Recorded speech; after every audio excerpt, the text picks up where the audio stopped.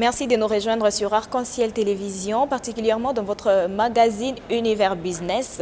Pour ces nouveaux numéros, nous parlerons de l'éducation financière comme un atout à la culture entrepreneuriale. Et pour en parler, nous avons sur ces plateaux M. Valérie Ndala, à qui j'ai dit bonjour. Bonjour chère madame et bonjour à tous les téléspectateurs de Arc-en-Ciel Télévision. Merci d'avoir répondu à notre invitation et surtout de vous disponibiliser pour répondre à ces quelques questions qui seront très bénéfiques à nos téléspectateurs qui nous suivent en ce net moment et surtout pour ceux qui concernent l'éducation financière. C'est vrai, on en parle très rarement, mais c'est vraiment crucial. Alors, comme je l'ai dit dès l'entrée, nous allons parler de l'éducation financière comme un atout à la culture entrepreneuriale. Déjà que vous avez une certification en gestion de projet, président fondateur de l'association panafricaine, fondateur du cabinet national de psychologues et éducateur congolais. Quelle casquette! Alors, vous prônez, vos formations prônent sur vos formations faites sur l'éducation de la jeunesse et notamment l'entrepreneuriat, l'éducation financière, comme je venais de le dire. Est-ce que vous pouvez nous raconter la petite anecdote qui vous a motivé à être au service de la jeunesse, bien plus particulièrement à vous donner en formateur dans l'éducation, dans la formation entrepreneuriale et aussi en éducation financière? Nous sommes en 2019, mais très tôt déjà, je devais normalement me retrouver dans une situation où dans mon entourage, beaucoup de jeunes n'étaient pas encadrés. Beaucoup de jeunes, ce sont les jeunes qui s'adonnaient à la consommation de la drogue, de l'alcool, etc. Moi-même aussi, j'ai voulu être entraîné dans cette entreprise, en fait. Mais malheureusement, heureusement pour moi, je m'en suis en sorti, en fait. Alors, en grandissant, je me suis rendu compte les mêmes problèmes et plus général donc, dans ma communauté. Nous avons les enfants de la rue, le chômage récurrent, les inégalités des genres. Tous ces problèmes, ce sont des problèmes vraiment qui m'ont inquiété parce que si aujourd'hui l'on dit la jeunesse, c'est l'avenir de demain, il faut s'interroger, est-ce que c'est un avenir sombre ou un avenir ensoleillé? Et donc avec tous ces enfants, tous ces jeunes de la rue, tous ces phénomènes Koulouna, ces cambriolages que nous voyons, c'est dû au manque d'encadrement de jeunes. Alors arrivé en 2019, lors de ma formation que vous venez de dire tout à l'heure, je me concentre sur un projet visant à encadrer les jeunes de Lubumbashi, mais les autres amis avec lesquels je travaillais des différents pays d'Afrique trouvent que ces problèmes étaient aussi les mêmes dans leur nation. D'où il fallait mettre sur pied une structure qui devait justement se pencher sur l'encadrement de jeunes. Et c'est là qu'est née l'association panafricaine pour l'encadrement et la formation de la jeunesse. Et de cette association, nous avons trouvé que les priorités étaient justement d'encadrer les jeunes en gestion de projets, parce que les jeunes se disent qu'ils ont des projets, ils ne savent pas comment les implémenter, d'encadrer les jeunes en éducation financière, en entrepreneuriat, en investissement, et faciliter leur insertion socio-professionnelle. Et il y a plusieurs autres branches, plusieurs autres matières que je ne saurais pas épingler ici, compte tenu bien sûr du profil de l'émission. Alors vous avez lancé une formation en entrepreneuriat et aussi en éducation financière. Déjà pour parler de l'éducation financière en question, quelle est la place de l'éducation financière dans l'entrepreneuriat? Je vais partir d'un exemple. Aujourd'hui, en République démocratique du Congo, nous sommes confrontés à un défi, c'est la guerre à l'Est. Donc la RDC est en train de se battre contre le groupe rebelle du M23, soutenu par le Rwanda. Alors, j'ai entendu un ami me dire, si j'avais la possibilité de rencontrer les commanditaires en face et que j'ai les armes avec moi, je vais les tuer, les exterminer. Vous comprenez un peu? Donc je dirais tout Congolais normal est celui qui se met à la place de tous nos frères qui souffrent à l'est de la RDC et qui a besoin d'agir face à cette guerre injuste. Vous comprenez? Alors entrons maintenant avec cet exemple dans les domaines de l'entrepreneuriat. Donc quelqu'un vient avec toutes ces armes du monde là, toutes ces armes est données à notre ami qui veut aller combattre les commanditaires pour dire allez exterminer les M23. Vous verrez que la personne, avec tout ce qu'il a comme arme, ne saura pas résoudre le problème. Pourquoi? Vous pouvez me répondre, madame. Parce que la personne n'est pas formée à manier les armes. Voilà. Alors, cet exemple, ça s'implémente aussi dans la vie des entrepreneurs. Donc, vous verrez que on peut avoir tout l'argent du monde, on peut avoir toutes les possibilités du monde, mais on ne sait pas mieux entreprendre, mieux se développer, mieux assurer ses entreprises à court, moyen et long terme.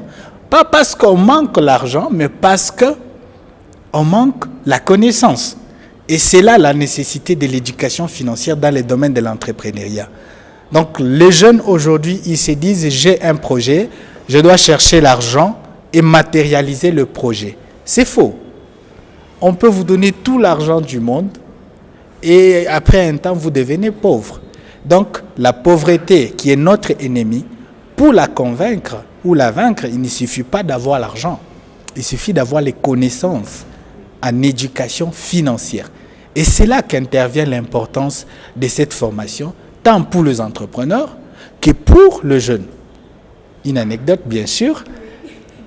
Nous avons écrit un livre sur l'éducation financière. Et avec ces livres, je me suis pointé au campus universitaire des étudiants à Linilou. J'ai proposé aux étudiants, j'avais amené avec moi 3 de mes étudiants, c'était une expérimentation. J'ai proposé aux étudiants d'acheter ces livres et les étudiants qui disaient « Oh, toutes ces connaissances dans ces livres, nous les connaissons, nous les avons déjà. » Alors, j'amène encore le même groupe avec moi, j'ai dit « Nous allons parler de ces livres aux motards. » Vous comprenez, les motards, les wewa. Nous arrivons chez les motards et nous avons vendu 2 livres. Vous comprenez. Nous faisons encore une petite marche, on trouve un monsieur bien équipé chez lui, en quelque sorte riche, et il paye l'ouvrage. Alors j'ai questionné des étudiants pour demander, est-ce que vous avez au moins compris quelque chose? Les étudiants, pauvres étudiants, qui sont bourrés de théories, parfois issues du copier-coller, se disent déjà comprendre les notions de l'éducation financière. Mais ce sont les motards, et qui créent de l'argent, et qui sont en train de se débrouiller, a priori traités d'illettrés. Vous comprenez? Qui achète l'ouvrage? Et là, c'est un monsieur riche, en quelque sorte, qui a de l'argent. Mais il se paye encore les livres sur l'éducation financière. Alors, c'est ça le grand problème. Donc, l'éducation financière, la pauvreté de la jeunesse aujourd'hui réside sur la quête de la connaissance. La jeunesse aujourd'hui n'a pas connaissance, mais elle pense que c'est avec l'argent qu'elle peut résoudre le problème. Donc c'est un peu ça le contexte. Ou même ils n'aiment pas étudier, ils n'aiment pas lire. Tout ce qui est lecture, c'est lassant. C'est un peu ça peut-être aussi les problèmes.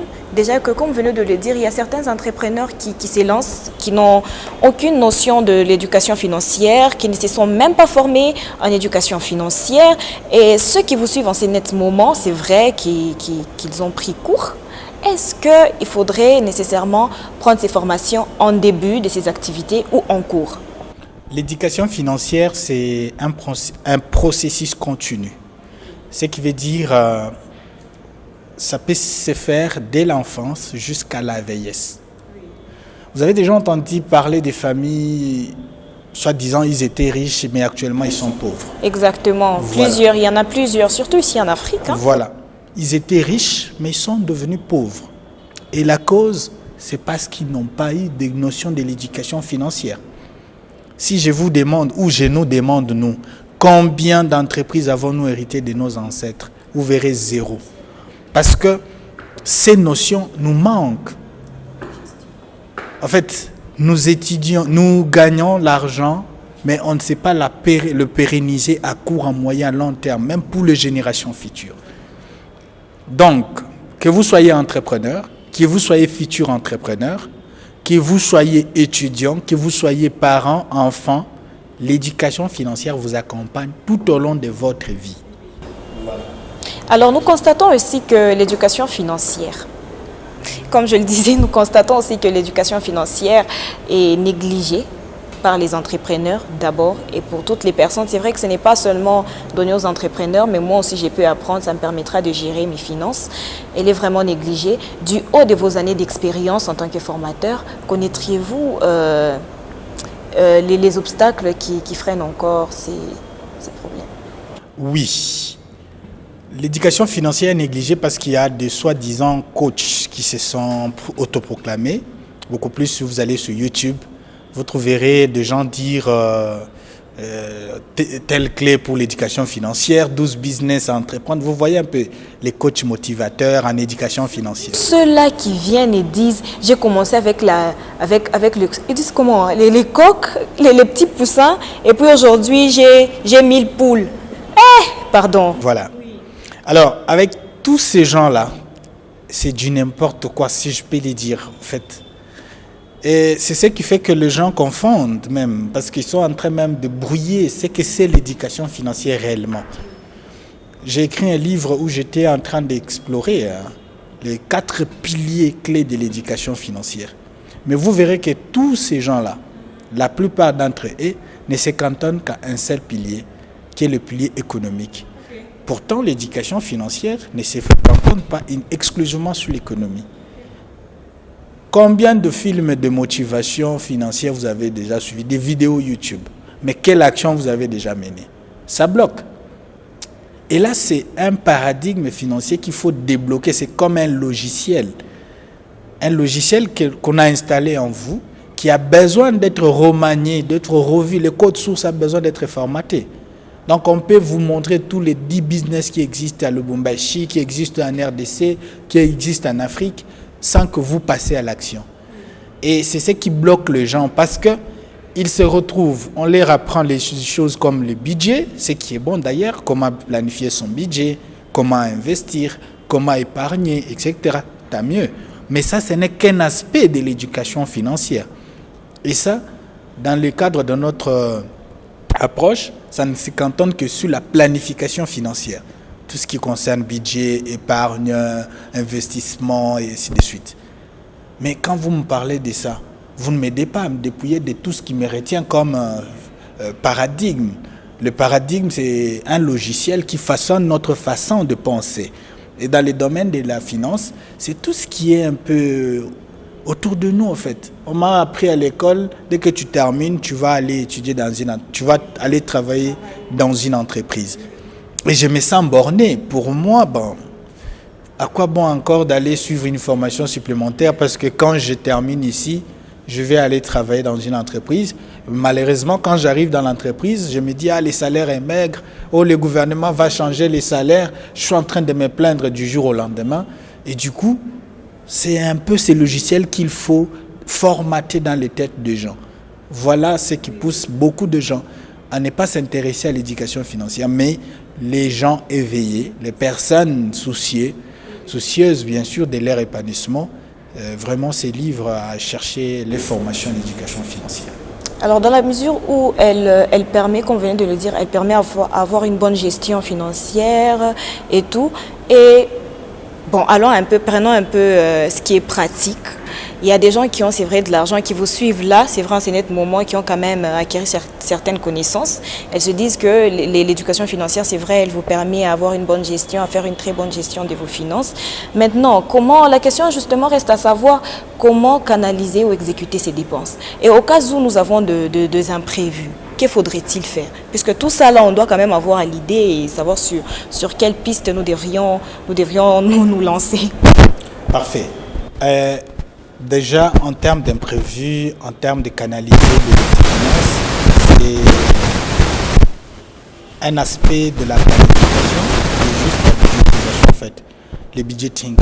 Comment faire un budget? Parce que c'est dans le budget que l'on prévoit d'abord toutes ces sources d'entrée, donc les inputs financiers et les outputs, donc ce que l'on doit dépenser. Donc ces mouvements-là de flux de la trésorerie, c'est ce qu'il faut justement régler à ce niveau. Mais le plus grand problème, ce n'est pas ça.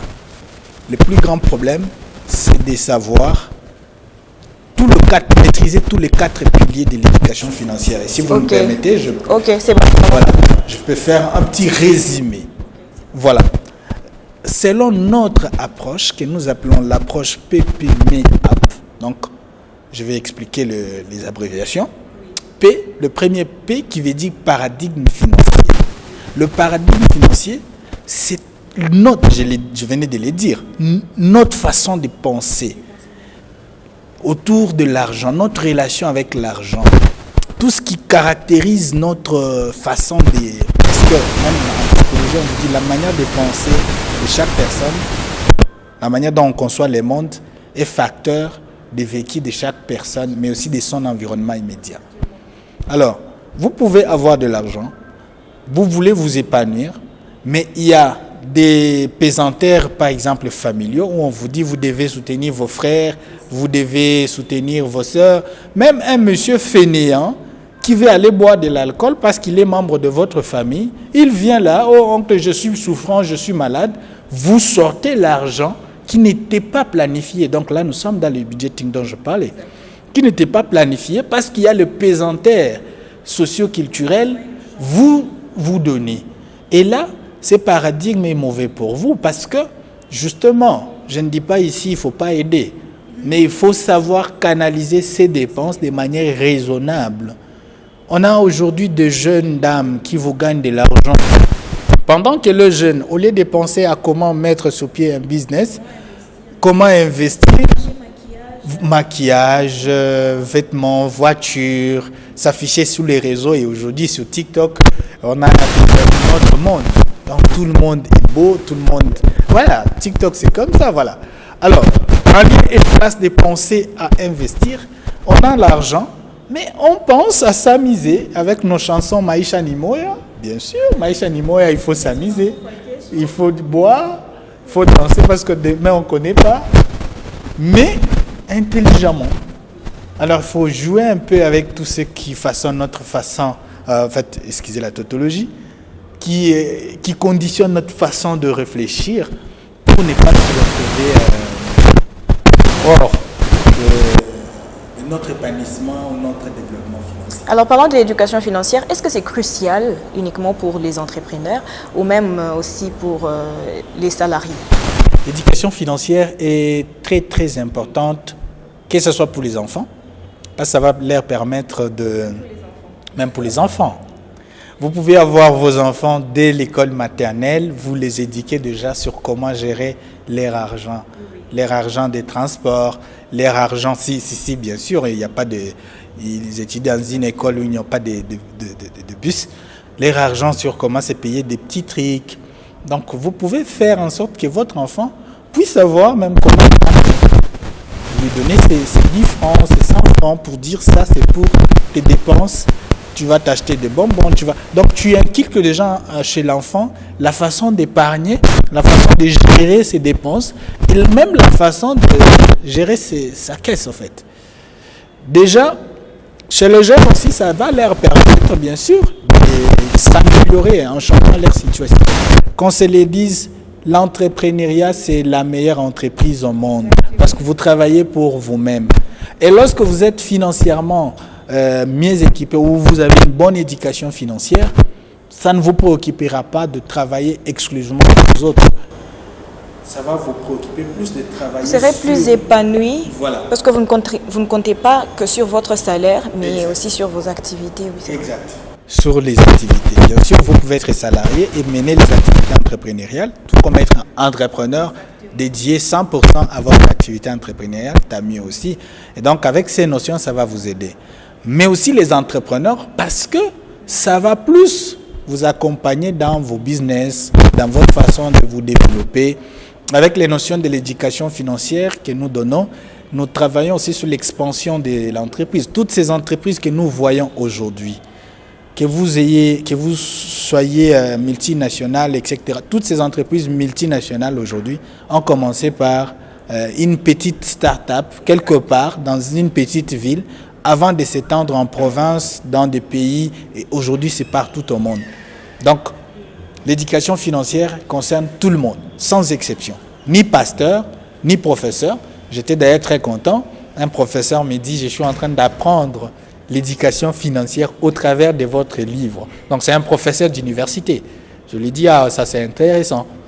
Donc, que vous soyez salarié, entrepreneur, enfant, jeune, parent, l'éducation financière, c'est important. Alors, reste la pièce motrice de la réussite de l'entrepreneuriat et de faire long feu dedans? Bien sûr. Ok. Alors, pour ceux qui sont entrepreneurs, c'est vrai, ils rencontrent des difficultés. Quels sont les pièges que les entrepreneurs rencontrent plus fréquemment dans l'éducation financière et comment est-ce que ces formations les aident à surmonter ces difficultés?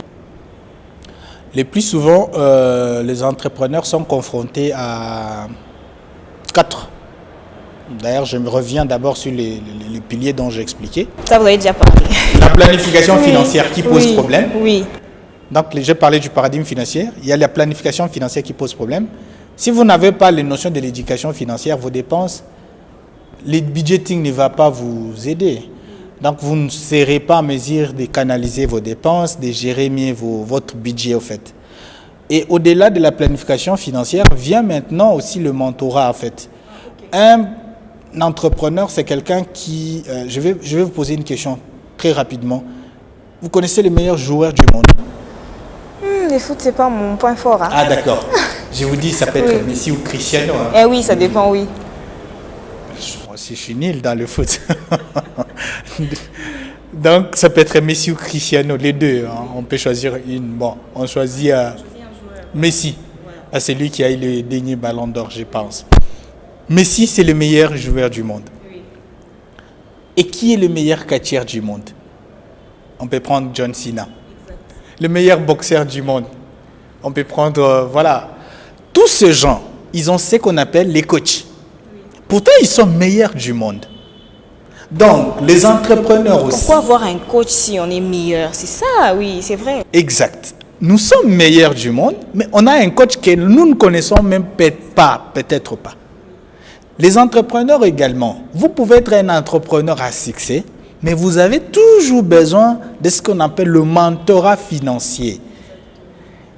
Le président de la République, il a ce qu'on appelle le conseiller. Pourtant, il est premier citoyen. C'est lui qui décide, mais il a les conseillers. Et dans les domaines financiers aussi, les entrepreneurs, ne vous dites pas, je suis entrepreneur, ça me suffit déjà, j'évolue, mes business évoluent bien. Vous allez vous retrouver devant le mur et ça sera trop tard.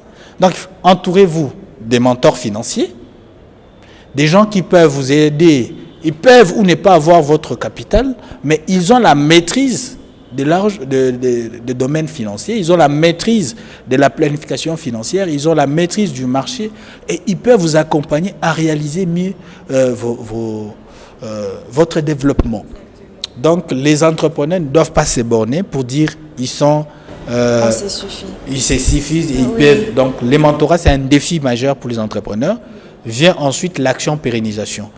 Donc, on entreprend aujourd'hui, demain, après-demain, on se retrouve, on est bloqué. On ne sait même pas évoluer. Par contre, on commence soit à régresser, soit on est en train de stagner. Tout ce qu'on avait gagné comme argent, on se retrouve en train de les dépenser.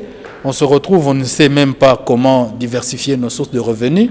Et donc, encore, on revient une fois de plus, c'est plus les défis liés à l'absence de compétences ou de connaissances en éducation financière, de manière générale. C'est vrai, oui. Alors, M. Valérie Ndala, nous chutons déjà. Quel conseil donneriez-vous à tous les téléspectateurs qui vous suivent en ce moment? Je crois qu'il y a 2 conseils. La première des choses, c'est de savoir que l'éducation financière, c'est un domaine très, très crucial qui nous accompagne tout au long de notre vie. Et si vous avez la stabilité, je ne dis pas vous serez riche ou vous devez être riche, non, la stabilité, la bonne relation avec l'argent, si vous l'avez, vous êtes un riche. Deuxièmement, de vous former. Parce qu'il ne suffit pas de dire l'éducation financière est bonne, mais de chercher les formateurs, les mentors qui peuvent vous accompagner. Aujourd'hui, au travers de l'Association panafricaine pour l'encadrement et la formation de la jeunesse, nous avons créé un programme intitulé Institut international de l'éducation financière. Et dans ce programme, nous accompagnons les jeunes entrepreneurs, nous accompagnons les jeunes qui veulent se lancer dans l'entrepreneuriat, nous accompagnons les travailleurs, donc les salariés, et toutes ces personnes qui veulent au moins avoir des compétences ou les connaissances en matière de l'entrepreneuriat, de la gestion de projets, l'éducation financière, l'investissement. Et donc, Vous avez les plateformes telles que YouTube, Google, où vous pouvez trouver les informations plus précises sur l'Association panafricaine pour l'encadrement et la formation de la jeunesse, ainsi que l'Institut international de l'éducation financière. Voilà. Merci. Merci, Monsieur Valérie Ndala, de nous avoir accordé un peu de votre temps. Merci, chère madame, et merci à toute l'équipe de Arc-en-Ciel TV. Alors, l'entrepreneuriat est un marathon, ce n'est pas un sprint si vous voulez faire un long feu et aussi réussir dedans. Alors, madame, messieurs, j'étais très heureuse d'être en votre compagnie. La thématique du jour était l'éducation financière comme un atout dans la culture entrepreneuriat et notre invité du jour était monsieur Valérie Ndala. Merci de l'avoir suivi. Au revoir.